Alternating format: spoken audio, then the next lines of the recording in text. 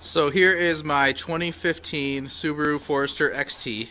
We went through the process of pulling some solenoids out of a used valve body. We are going to crack open the transmission that's in there and remove the valve body and test the solenoids that are in there. And if we're lucky, one of them's bad, and we will then swap one of those out for one of the good ones we have and then reinstall the whole thing, and we're going to walk through the whole process. So Alright, so we missed video recording the pan coming off. The memory card was full. Although it did pop off actually way easier than I was expecting it to. We put just a little bit of force down on it, came right off. It left a lot of RTV sealer gasket material on the flange there, so we'll have to take that off with a plastic scraper in a little bit. But the next step's going to be to remove what looks like 3 bolts, get the strainer off, the pickup, pull those guys off.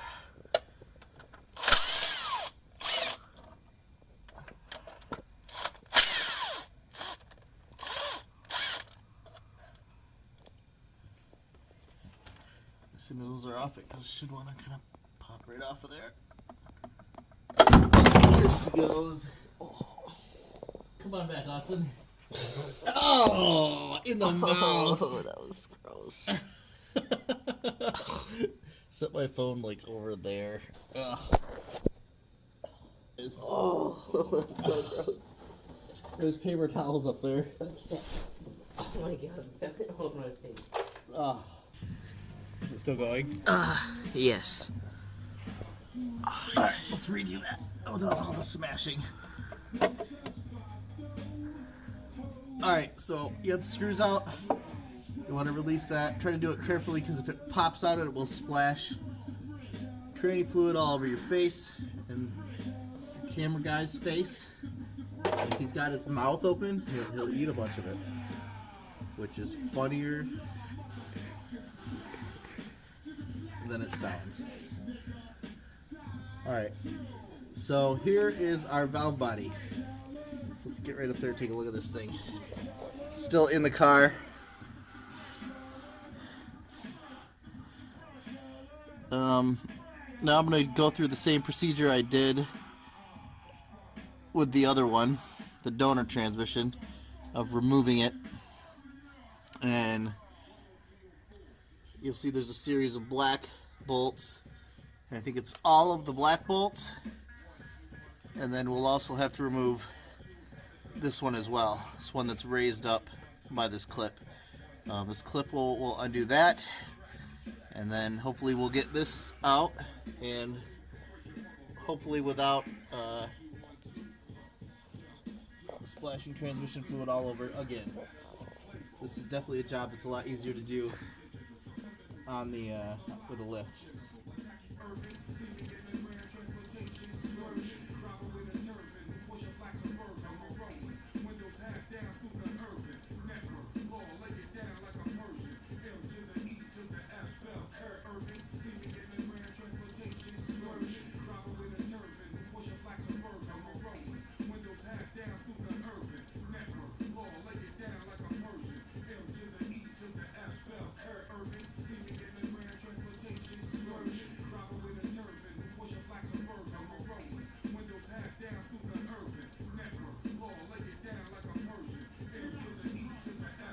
So I didn't unthread that last bolt all the way.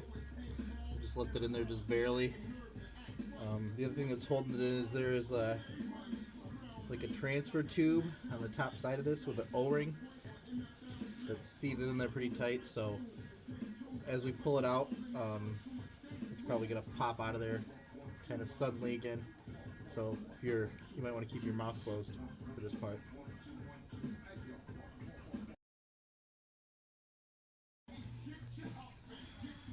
Alright, we gave it about 10 minutes to kind of drip off a lot of this fluid into the pan. So we weren't dripping any more than we've already thrown everywhere. So we're going to take that last bolt out and then try to remove it, the whole thing here.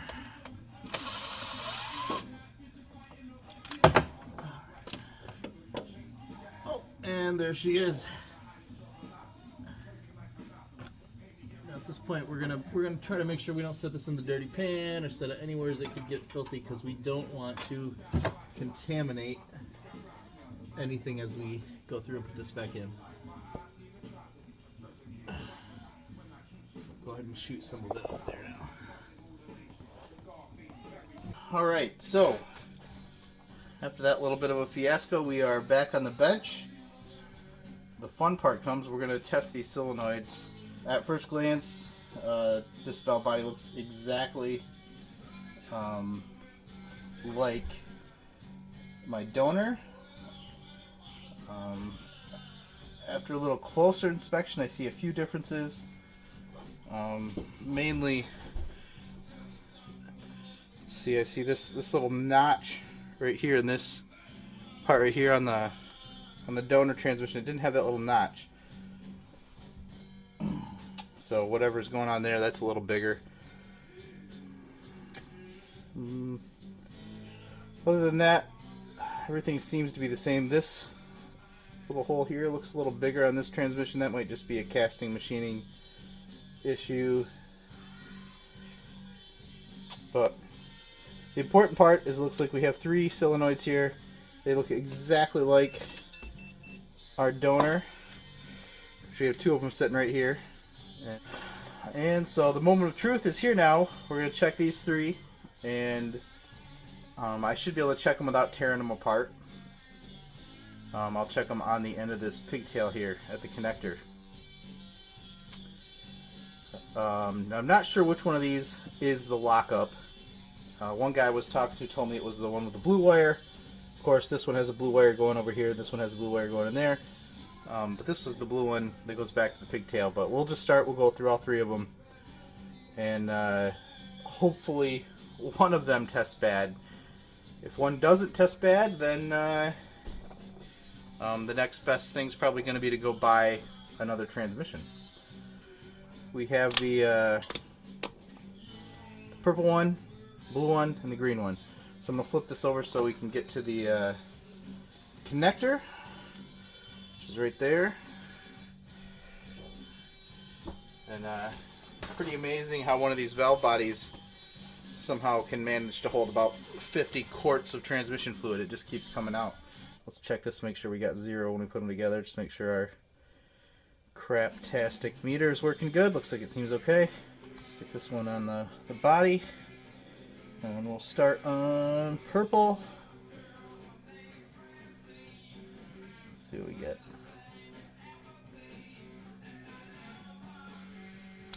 Oops. So 11.4.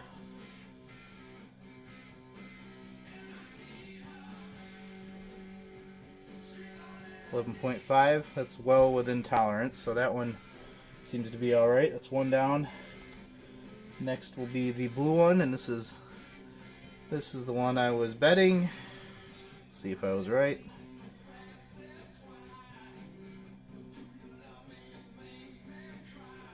Nope. Well, 11.5. All right. Moment of truth. Last one is the green, which is the second tab on the top. Let's see what we get.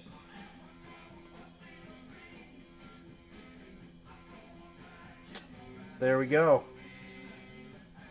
The resistance is way too high on that solenoid. 58. And so, first thing we're going to do, you should always do, I may not be a mechanic, I may not be an electrician, I do love me some troubleshooting, and the very first thing you should always do is double check your results. Purple.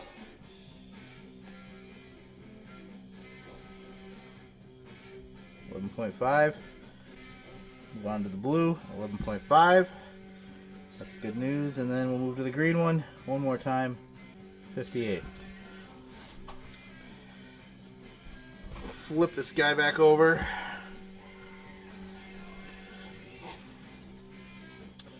Green one is this one on the end.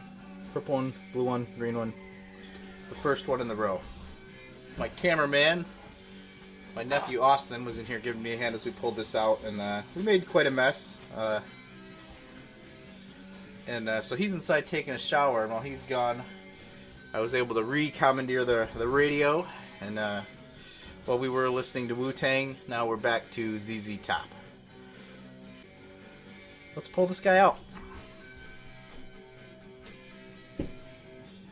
Alright, so the first thing I'm going to do is I'm going to bend this wire retention clip back and just take a look, just exactly what I got to do. So I don't want to take apart anything that I don't have to take apart. So I know I still got to take this metal clip off, so we'll remove those bolts, and after we remove the bolts, we'll probably have to at least loosen up these guys. This loom here, should be able to get the clip out just with those. Once the clip's out, we'll remove just the solenoid, put the new solenoid in, swap the wire leads onto the new one, or we'll swap the wire leads before we stick it in, reassemble the plastic clips that hold it together, and put it back in. Make sure we got the little rubber seal deal, this guy here, back on there nice and tight. Put it back together, and then tomorrow I can go to the Subaru dealer and pay way too much for transmission fluid.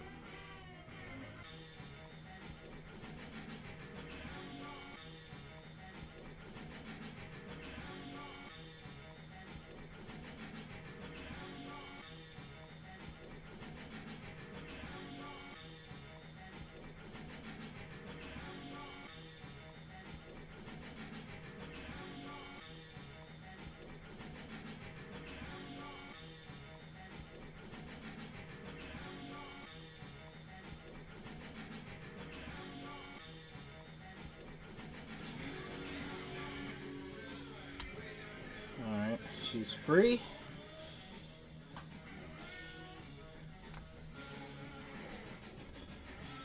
Oh, looks like we lost the little rubber end there. I'm not too worried about breaking this one, as this one would seem to be the bad one at this point.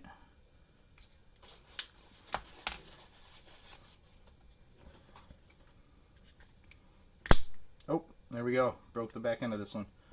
Snapped it right off. Oh, there she comes. Get these wires out of the crimped part.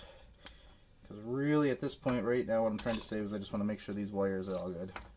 There's that little piece. Got that off. There's our two leads on our solenoid. We're going to swap it for this guy. So I'm not going to replace the O-rings on here, which I probably should, but I'm going to inspect them real closely, make sure they're not nicked anywheres or hard. They're very soft still. They look like they're about the proper durometer. This guy, same thing. We're going to look at it real close. It seems good. Now let's get the casing off our donor one, hopefully without breaking it like we did the last one. Now this whole job, there's really only two parts that make me nervous. One is this little plastic clips. I hate these things. And two is get this thing all put back together and having it do the same thing. Because really, most people at this point would have just went and picked up a low mileage used transmission. If this doesn't work, then that will probably be the next step. We'll go out, we'll look for something.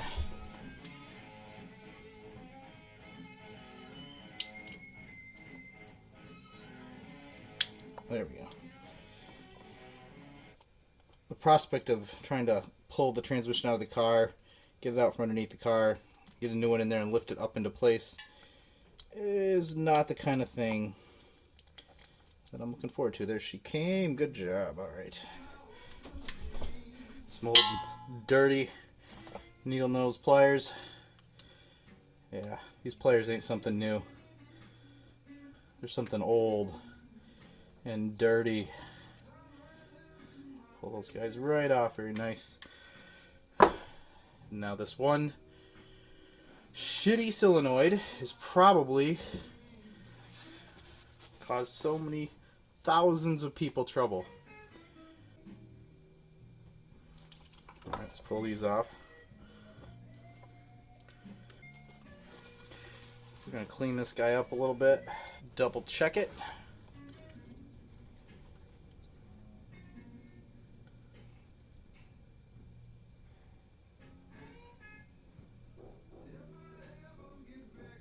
$12.5. A little brake cleaner on the bad boys, get them cleaned off.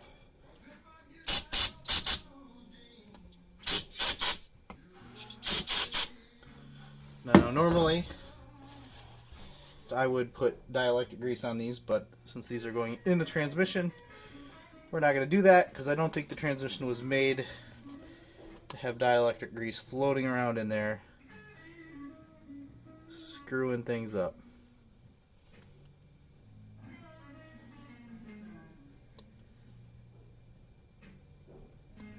Clippity clip. Make sure they're on there snug.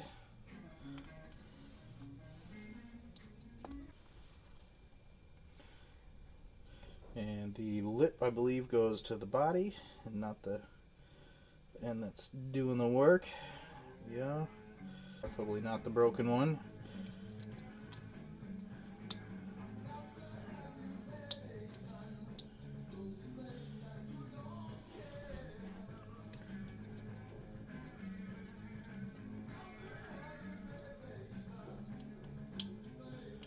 There's that piece.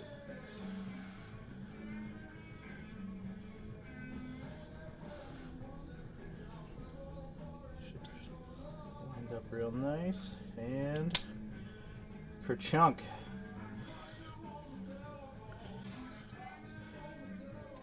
Reinsert this into its home.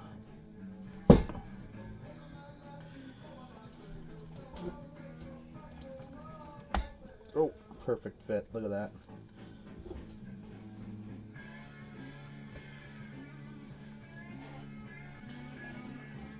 We're going to try and finagle this clip back into place.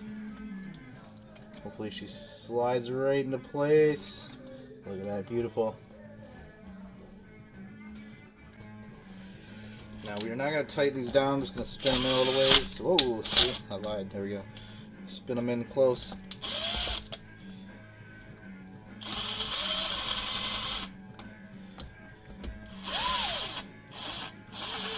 Before we button it up, we're going to test all of those again. Just to double check my work. And we'll check them from the pigtail. Because one possibility also here is we can actually check this right now. See, I didn't check the solenoid after I took it out, so I checked it from the pigtail. So if there's something wrong with that wire and this is actually good, right now I wouldn't know. So I just thought of that. So let's go ahead and check the actual solenoid itself to again double check our findings. Because if really what's wrong is that wire, we could replace that wire. Oh, no, there we go, 58.5. So we got a good wire. So that tells us two things. Tells us this is definitely bad, and it also tells us that our wire is good because the resistance didn't change from checking it with the wire on it or the wire off of it. Alright. Today is tomorrow. And I did go back and review the tape and notice that I did have some of these clips in the wrong places. So those have been moved to the correct places. So I'm going to do one more double check here.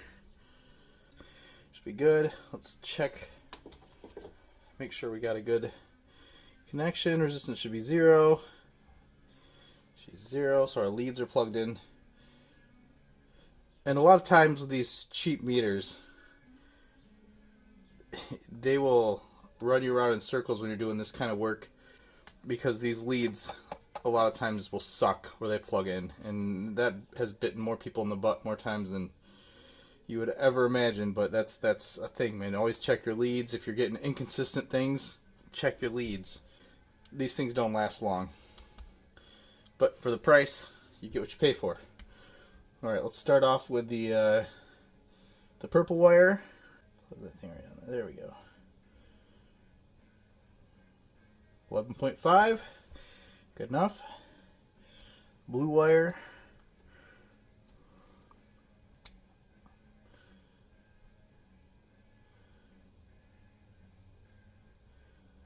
.4. And the one we replaced here is the green wire.